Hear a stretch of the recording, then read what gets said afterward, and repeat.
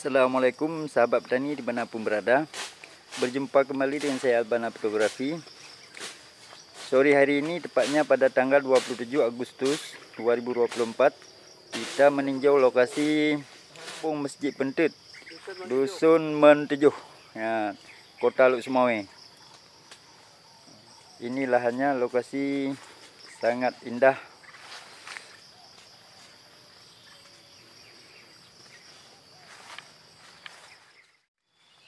Assalamualaikum warahmatullahi wabarakatuh. Kami dari grup Renal Syariah yang kami promosikan adalah pupuk paten. Jadi kami ini di lahan kebun dayah Zuriatul Qur'ani Al-Ma'rif.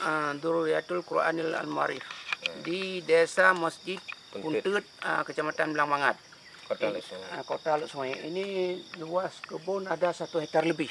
Ya. Kebun jambu. Jadi ini kita uji coba, kita tes. Bagaimana hasil kita melihat ini. Terima kasih. Ini kami uji coba ini pada sore hari ini. Jadi daripada tanggal 27 bulan 8 2024 sampai ke depan sampai 20 hari. Kita lihat nanti bagaimana perkembangannya. Terima kasih.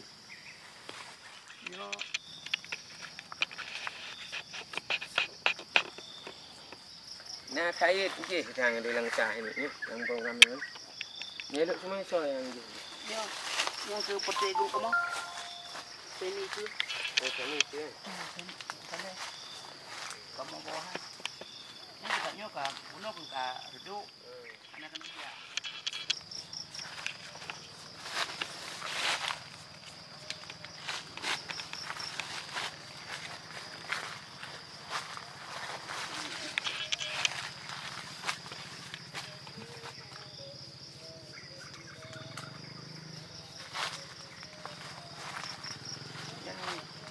Pak dia punya demo, lupa dia apa?